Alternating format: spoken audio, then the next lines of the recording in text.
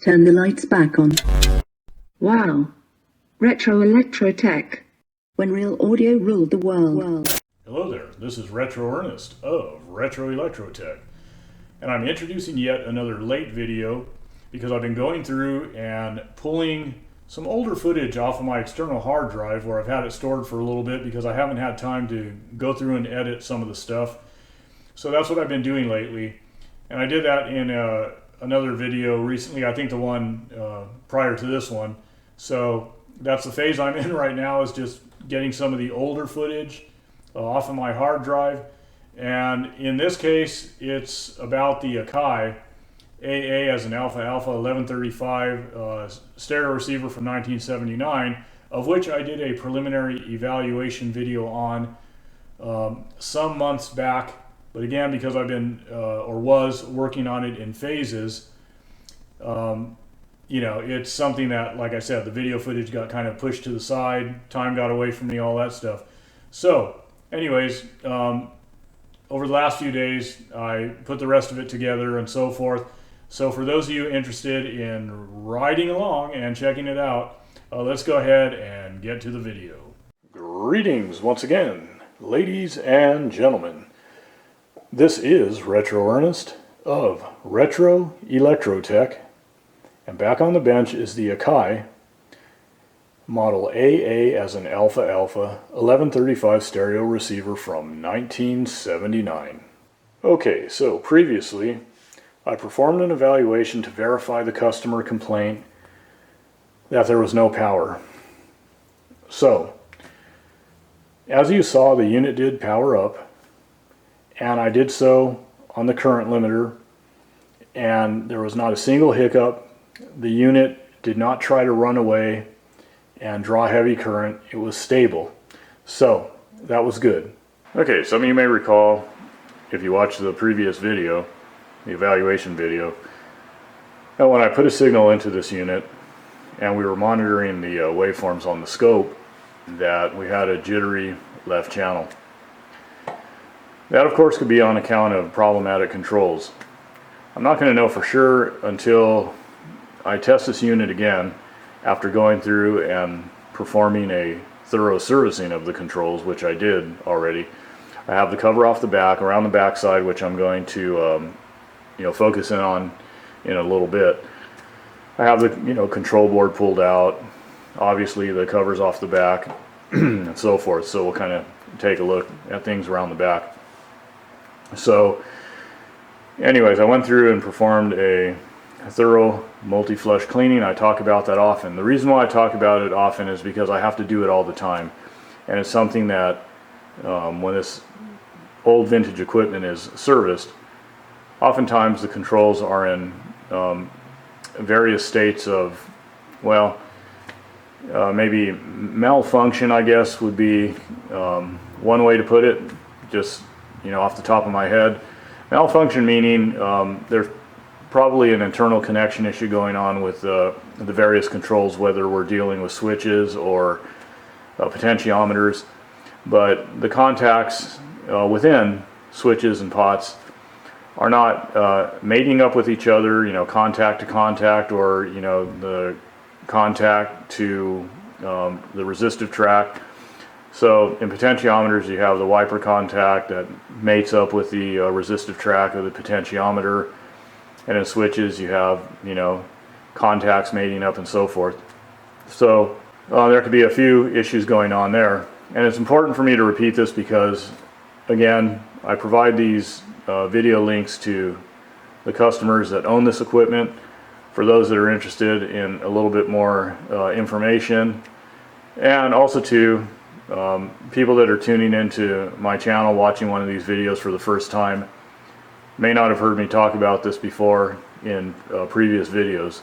So, pardon the repeat for those of you that tune into my channel on a fairly regular basis or whatever the case. But I'm going to explain this stuff here and there. Yeah, contact issues within switches and potentiometers are a common problem. Sometimes that's on account of dirt or debris, dust, whatever, degraded lubricants that are impeding contact. And you can also have, tarnish on the on the various metal contacts, oxidation. A contact could be bent out of position. So there's a few things that could be going on. There can even be solder joints, bad solder joints. For example, a lot of these pots are soldered to a circuit board, so you got to check the solder joints, things like that. So all the stuff that I do when I go in and start examining controls to see if we're dealing with a control issue versus a component that's starting to tire out and fail, like a transistor or a cap or something like that. That's why I go in and start with a multi-flush cleaning. Multi-flush meaning just that. I flush a control out multiple times. I don't get stingy or chintzy with the contact cleaner. I'm not worried about spending money on more contact cleaner. That's just part of the business. And I know contact cleaner is not cheap, especially when you get into the other brand of contact cleaner with protectants and lubricants, or other brands I should say. I don't really like using those type of products that have lubricants in them already. I'm not saying there's anything wrong with them. I'm just saying I prefer to add the lubricants myself and do more of a thorough job in that regard. So I use just a straight contact cleaner that, I think you could see it over there, the CRC contact cleaner. It's a good straight up contact cleaner, and that's all I'm interested in, is something that will help me loosen up the the gunk, the dust and debris. I fill the cavity of the control, really blast it in there and work the shaft of the pot over and over and over again, and or the switch plunger over and over and over again, and really do a thorough job. And I repeat that multiple times because I'm trying to loosen things up in there. Flush out any particles, debris, old lubricant, things like that. And as I'm working the control, I'm trying to polish up the contacts, or contact to resistive track surface. I'm trying to carve out a clean path and reestablish contact, provided there's nothing else going on, like again a bent contact or just wear and tear, a control that's been used to death and just needs to be replaced, or whatever the case. So if it's just on account of a dirty control, in other words, then a multi-flush cleaning typically works well. There's also different levels of cleaning a control. I mentioned about disassembling the control, if it's the type of control that could be disassembled without damaging it. And some are not worth trying to disassemble, especially if the control can just be replaced for a fairly reasonable price. Then by all means.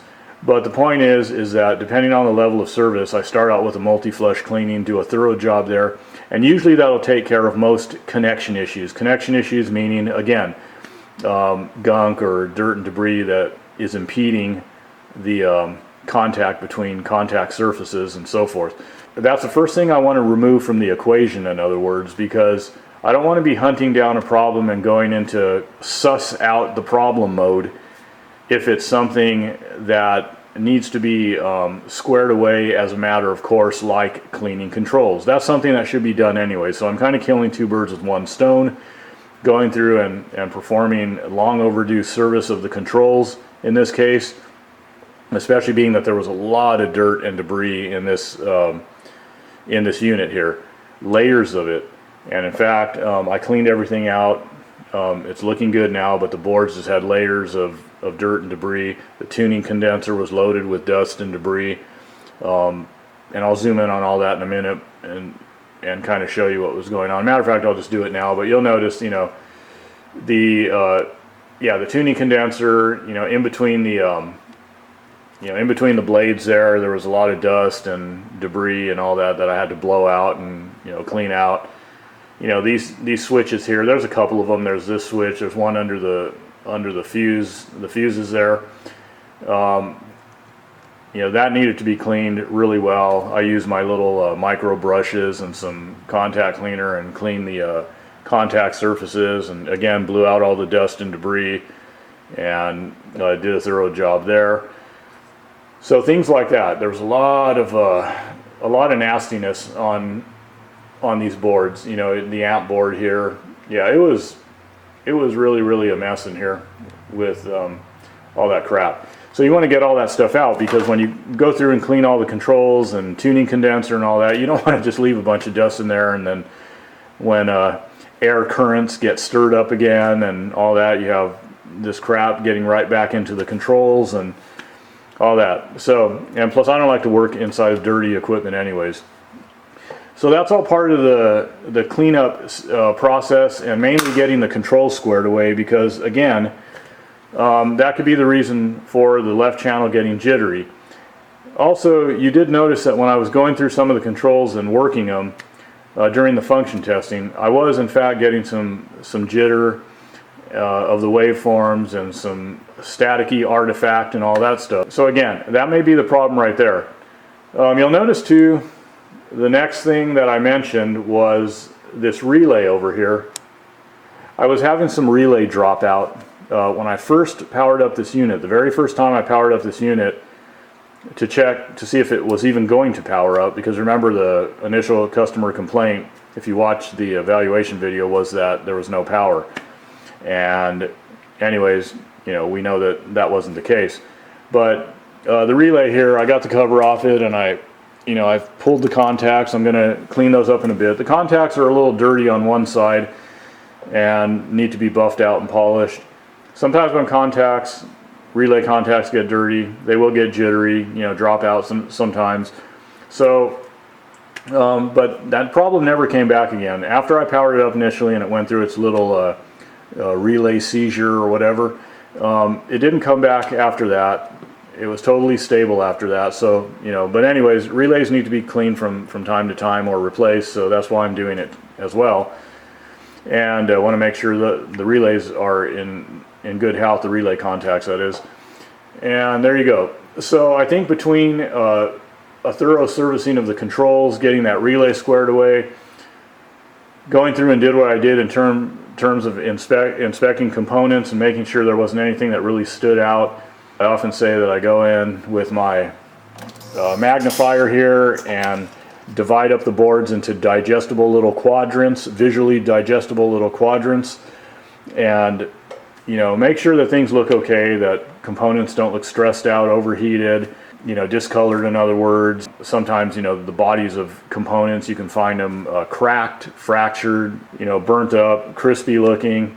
Electrolytic capacitors, you know, the cans starting to kind of bulge at the top or wherever, and contents leaking onto the board. You know, sometimes you'll have some electrolyte, some chemistry leaking out, all that kind of stuff. Okay, so that's what I'm looking for, and obvious things with wiring and all that. Make sure everything looks all right, and everything looked good on these boards actually, as far as physically. And you know, the back of the boards, because obviously I have the amp board pulled here, and you know, I was checking out the backs of the boards, solder joints and all that, to make sure somebody wasn't in here doing some substandard soldering work. And everything looked okay. Everything looked good from the factory. I touched up a few solder joints, but there wasn't really much going on in that area. You know, it looks like the manufacturer did a good job. Plus, it looks like the solder joints have held up well over the years, the decades. So there you go. So I'm going to move around back and just kind of show you the back, and that's about it. The only thing I have left to do is a drop or two of some fader lube, which is the appropriate type of lubricant for the potentiometers. Sometimes I'll add a drop into those push button switches just to freshen up the contacts. Alrighty, and here we are around the back. I'll just kind of scan the lay of the land here. And so you can see that, you know, I have the control board out, obviously, switchboard, and I went in here and just, you can see I have a couple of access holes bored in these, or drilled, whatever you want to, whatever terminology you want to use. I just bored a couple holes in there toward the rear of the switches and introduced contact cleaner, and I'm going to put like one drop of the appropriate lubricant in there, and then just, you know, repeatedly work them and work them and work them.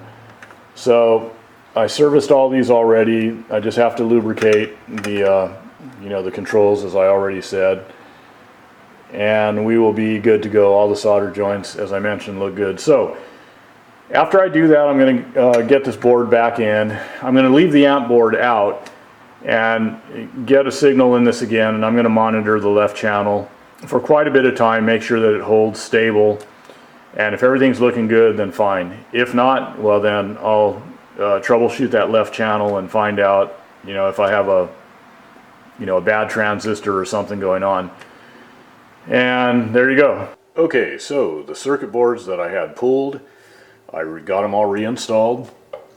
I'm getting ready to start kind of wrapping things up here. You can see I have these lamps dangling here. A couple of them are burned out, and I have a couple of replacements that, of course, I'm going to solder in just a bit. And I have the light pipe pulled out. I'm going to get that all sparkly clean. Like I said, I'm going to start working on some little cosmetic details as I start buttoning things up. The inside, as I pointed out a moment ago, is already all nice and clean, and yeah, everything's looking pretty good so far. I've had this unit running now for a little over a couple hours, and I will pan over to the oscilloscope here. That'll do. So the left channel is now the blue trace, and the right is of course the yellow.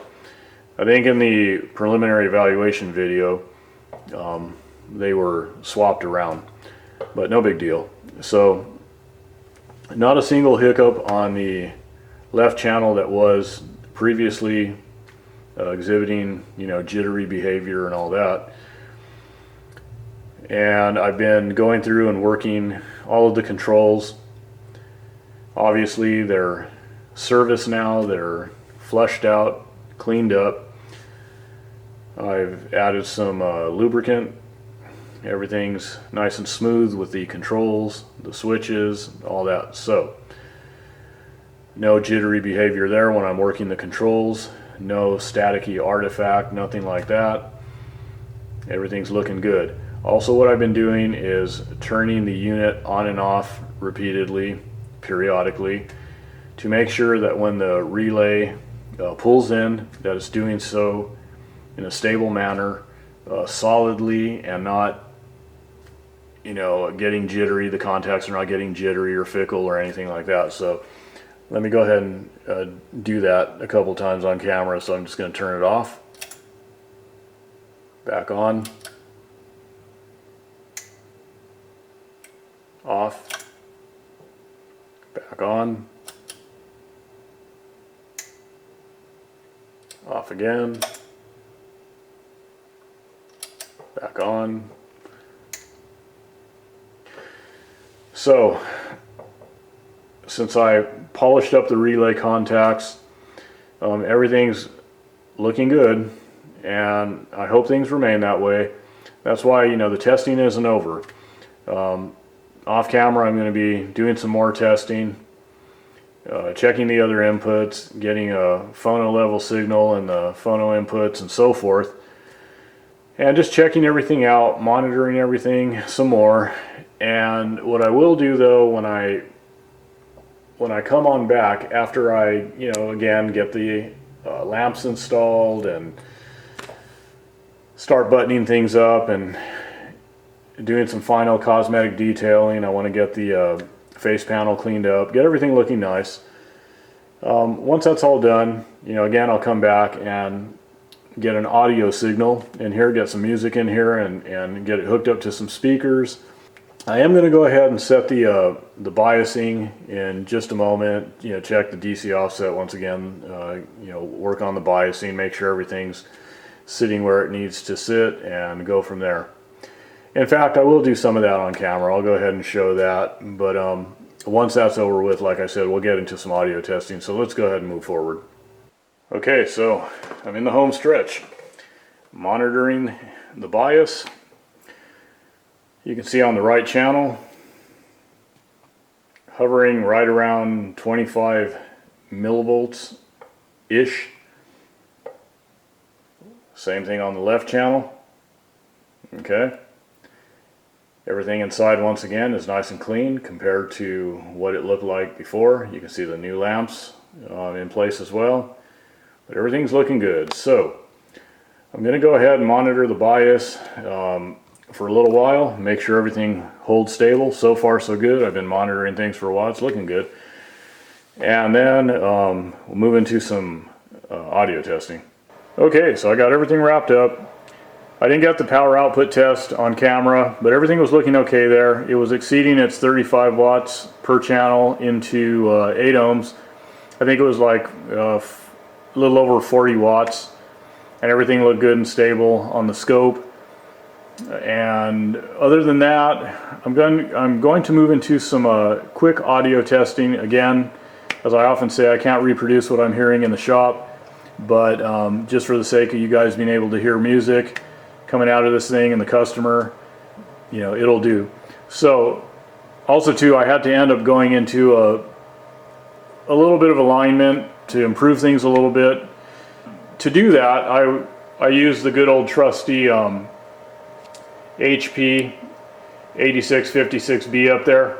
You know, just improved upon things a bit. I didn't have the time, budget to really go into a deep alignment and check everything in detail and split hairs, but I got things peaked a little bit better, got the dial tracking on course a bit, and the you know, the tuning meter centered a little bit better and all that than it was. So I'm going to start off by playing a CD that I have piped into the auxiliary input. It's just some YouTube music. So let's go ahead and start with that. Let me get it queued up.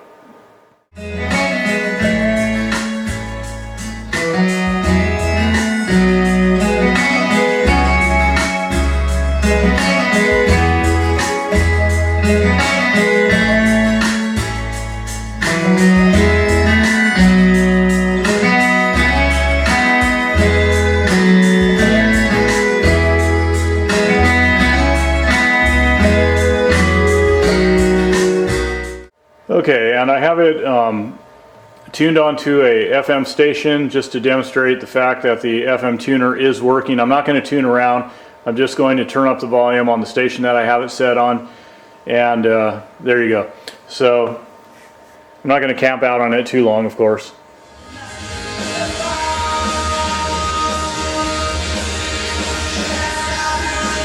And you can see the stereo light there.